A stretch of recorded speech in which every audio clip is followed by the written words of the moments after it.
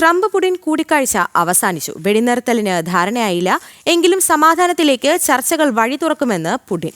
വിഷയത്തിൽ റഷ്യയുടെ ആശങ്കകൾ കൃത്യമായി അഭിസംബോധന ചെയ്യപ്പെട്ടതായും പുടിൻ അറിയിച്ചു.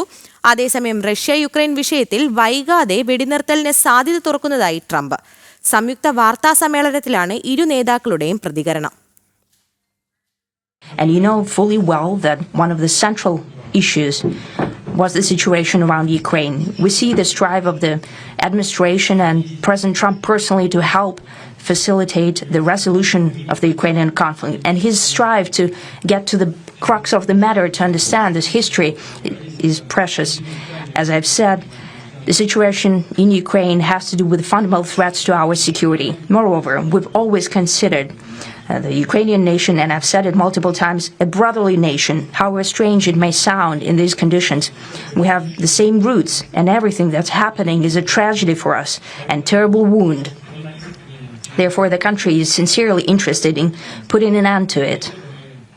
At the same time, we're convinced that in order to make the settlement lasting and long-term, we need to eliminate all the primary roots, the primary causes of that conflict. And we've said it multiple times, to consider all legitimate concerns of Russia and to reinstate a just balance of security in Europe and in the world on the whole. And I agree with President Trump, as he has said today, that naturally the security of Ukraine should be ensured as well.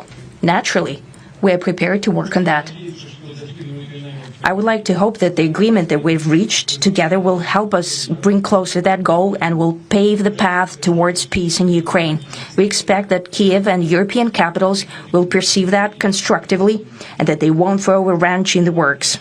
They will not make any attempts to use some backroom dealings to conduct provocations to torpedo the nascent progress.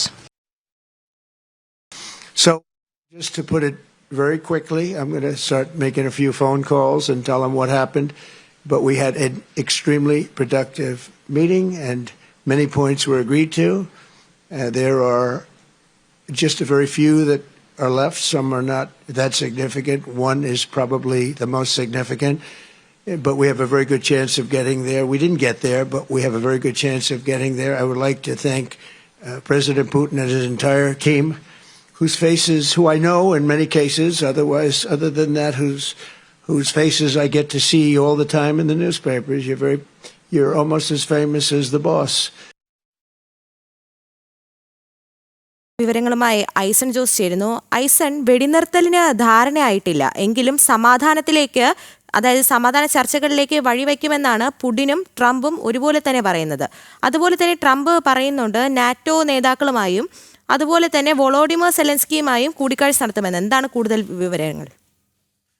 Durga, തീർച്ചയായും NATO നേതാക്കളുമായി കൂടിക്കാഴ്ച നടത്തുമെന്ന് Trump അറിയിക്കുകയും ആ കൂടിക്കാഴ്ചയ്ക്ക് മുന്നോടിയായി ഇപ്പോൾ ചില നാറ്റോ നേതാക്കളുമായും അതുപോലെ തന്നെ ഇത്തരത്തിലുള്ള യൂറോപ്യൻ യൂണിയൻ നേതാക്കളുമായി ചർച്ചകൾ നടത്തിയെന്നും അദ്ദേഹം പറയുന്നുണ്ട്. ഈ ചർച്ചകൾക്ക് ശേഷം, അതായത് പുടിനുമായുള്ള ചർച്ചകൾക്ക് ശേഷം ട്രംപ് ഇവരെ ചിലരെ ഫോണിൽ വിളിച്ചു എന്ന് അദ്ദേഹം വളരെ കൃത്യമായി പറയുകയും ചെയ്യുന്നുണ്ട്. ഏറ്റവും സുപ്രധാനമായ ഘടകം എടുത്തു പറയേണ്ടത് ഭാരതത്തെ സംബന്ധിച്ചിടത്തോളം ഗൗരവമേറിയൊരു വിഷയം കൂടിയായിരുന്നു ഈ ചർച്ച എന്നതാണ്. നമുക്കറിയാവുന്നതാണ്, ഈ ചർച്ചയിലൊരു ധാരണയായില്ലെങ്കിൽ ഈ ഭാരതത്തിന് ചുമത്തിയിരിക്കുന്ന 25% അധിക താരിഫ് ഇനിയും ഉയർത്താനുള്ള സാധ്യതയുണ്ടെന്ന വാർത്തകളെല്ലാം തന്നെ പുറത്തു വരുന്നൊരു പശ്ചാത്തലത്തിലാണ് സമാധാനത്തിലേക്ക് വഴി തുറക്കുന്ന ധാരണകൾക്ക് തുടർ ചർച്ചകൾ ഉണ്ടാകുമെന്ന ഒരു നിലപാട് ട്രംപിൻ്റെ ഭാഗത്തു നിന്നും അതുപോലെ തന്നെ പുടിൻ്റെ ഭാഗത്തു നിന്നും ഉണ്ടായിരിക്കുന്നത്. രണ്ടുപേരും വളരെ കൃത്യമായി പറയുന്നത്, നിലവിൽ വെടിനിർത്തൽ ധാരണയിലേക്ക് കാര്യങ്ങൾ എത്തിയില്ല എങ്കിൽ കൂടി തുടർന്നുള്ള ചർച്ചകളിലേക്കും തുടർന്നുള്ള ധാരണയിലേക്കും ഒരു സമാധാനത്തിലേക്കും ശാശ്വത സമാധാനത്തിലേക്കും നീങ്ങാനുള്ളൊരു സാധ്യത തുറന്നു കിട്ടുന്നുവെന്ന് തന്നെയാണ്. ഇതിന് ഏറ്റവും പോസിറ്റീവായ പല ഘടകങ്ങളും പുടിൻ്റെ വാക്കുകളിൽ നിന്ന് തന്നെ നമുക്ക് മനസ്സിലാക്കാൻ സാധിക്കുന്നുണ്ട്. പുടിൻ യുക്രൈനെ വിശേഷിപ്പിച്ചത് സഹോദര രാഷ്ട്രമെന്നാണ്. പക്ഷേ ആ സഹോദര രാഷ്ട്രത്തിലെ ആ സർക്കാരിനെ സംബന്ധിച്ച് ചില ആശങ്കകൾ നിലനിൽക്കുന്നുവെന്നും അദ്ദേഹം വളരെ കൃത്യമായി പറയുകയും ചെയ്യുന്നുണ്ട്. ഏറ്റവും പ്രധാനപ്പെട്ട ഒരു സാഹചര്യം എന്ന് അദ്ദേഹം പറയുന്നത്, ഈ ചർച്ചകളിൽ ഇപ്പോൾ നടന്ന ചർച്ചകളിൽ വെടിനിർത്തലിനുള്ളൊരു ധാരണ ഉണ്ടായിട്ടില്ല എങ്കിൽ കൂടി അതിലേക്കുള്ള സമാധാനത്തിലേക്കുള്ള വഴി തുറക്കുമെന്നും പരിഹരിക്കുമെന്നും ഈ സംഘർഷം അവസാനിപ്പിക്കുമെന്നും ഈ രണ്ട് രാജ്യങ്ങൾ തമ്മിലുണ്ടായിരിക്കുന്ന സംഘർഷം ഒരു ദുരന്തമായി മാറി 3.5 വർഷത്തോളമായി തുടർന്ന ഈ സംഘർഷം ഒരു ദുരന്തമായി മാറിയെന്നും ആ ദുരന്തത്തിന് ഒരു വിരാമമിടേണ്ടത് അനിവാര്യമാണെന്ന് ഇരു നേതാക്കളും അംഗീകരിച്ചതായും അദ്ദേഹം പറഞ്ഞു. നമുക്കറിയാവുന്നതാണ്, വലിയൊരു കാലഘട്ടത്തിന് ശേഷമാണ് ഇരു നേതാക്കളും തമ്മിലുള്ളൊരു ചർച്ച നടക്കുന്നത്. രണ്ട് രാജ്യങ്ങളും തമ്മിലുള്ള ബന്ധം കുറേയൊക്കെ വഷളായ ഒരു സാഹചര്യത്തിൽ പല വിഷയങ്ങളും ചർച്ച ചെയ്തിരുന്നു.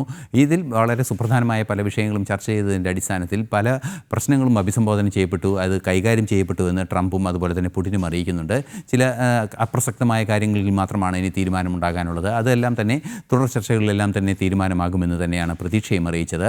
രണ്ട് നേതാക്കളുടെയും വാക്കുകളിൽ നിന്നും ഏറ്റവും സുപ്രധാനമായ ഒരു ഘടകം നമുക്ക് എടുത്തു പറയേണ്ടത് യുക്രൈൻ യുദ്ധം അവസാനിപ്പിക്കുന്നതിനുള്ള നടപടികളിലേക്ക് കാര്യങ്ങൾ നീങ്ങുന്നു എന്നാണ്. രണ്ട് നേതാക്കളും അത് അംഗീകരിക്കുകയും ചെയ്യുന്നുണ്ട്. ദുർഗ. അതുപോലെ തന്നെ ഐസൻ, ട്രംപ് പുടിൻ ചർച്ച പരാജയപ്പെടുകയാണെങ്കിൽ ഭാരതത്തിന് ചുമത്തിയ അധിക താരിഫ് വീണ്ടും ഉയർത്തിയേക്കുമെന്ന് US ട്രഷറി സെക്രട്ടറി ഇന്നലെ പറഞ്ഞിരുന്നു. എന്താണ് കൂടുതൽ വിവരങ്ങൾ?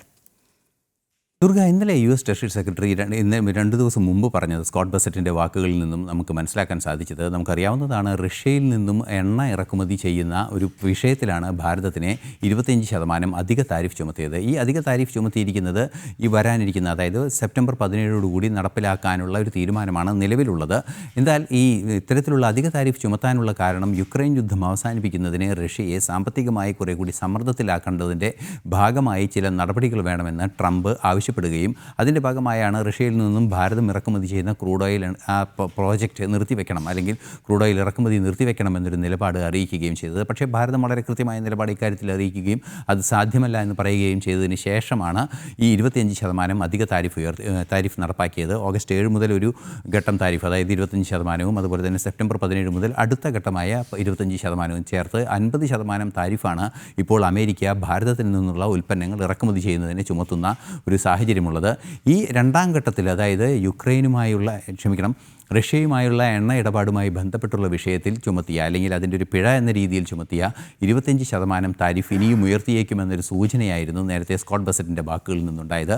പക്ഷേ ഇന്ന് നടന്ന ചർച്ചകളിൽ നിന്നും സമാധാനം പുലരാനുള്ളൊരു സാഹചര്യത്തിലേക്ക് നീങ്ങുന്നു എന്ന് പറയുമ്പോൾ അത്തരത്തിൽ ഇനിയും താരിഫ് ഉയർത്താനുള്ള സാധ്യത ഇല്ല എന്ന് തന്നെയാണ് പ്രാഥമികമായി മനസ്സിലാക്കേണ്ടത്. പക്ഷേ ഇരു രാജ്യങ്ങളും തമ്മിലുള്ള ചർച്ചകൾ നടന്നിരിക്കുന്നു. ഇരു രാജ്യങ്ങളും തമ്മിൽ ഒരു സങ്കീർണമായ ഒരു ചർച്ചകൾ, അല്ലെങ്കിൽ വിശാലമായ ചർച്ചകൾ രാജ്യങ്ങളും തമ്മിൽ നടന്നിരിക്കുന്നു. ഒരു സമാധാനത്തിലേക്ക് നീങ്ങുന്നു എന്ന് പറയുമ്പോൾ തീർച്ചയായും വലിയൊരു പ്രതികൂല സാഹചര്യം ഇനി ഉണ്ടാകില്ല എന്ന് തന്നെ ഭാരതത്തിന് പ്രതീക്ഷിക്കാമെങ്കിൽ കൂടി അതിനെ സമയമെടുക്കുമെന്ന് തന്നെയാണ് മനസ്സിലാക്കാൻ സാധിക്കുന്നത്. എന്ത് തന്നെയായാലും യൂറോപ്യൻ യൂണിയൻ രാജ്യങ്ങളും അതുപോലെ മറ്റ് യൂറോപ്യൻ രാജ്യങ്ങളും നാറ്റോ സഖ്യരാഷ്ട്രങ്ങളും എല്ലാം തന്നെ ചേർന്ന് കൃത്യമായി യുദ്ധം അവസാനിപ്പിക്കാനുള്ള നീക്കങ്ങൾ നടത്തുന്നു.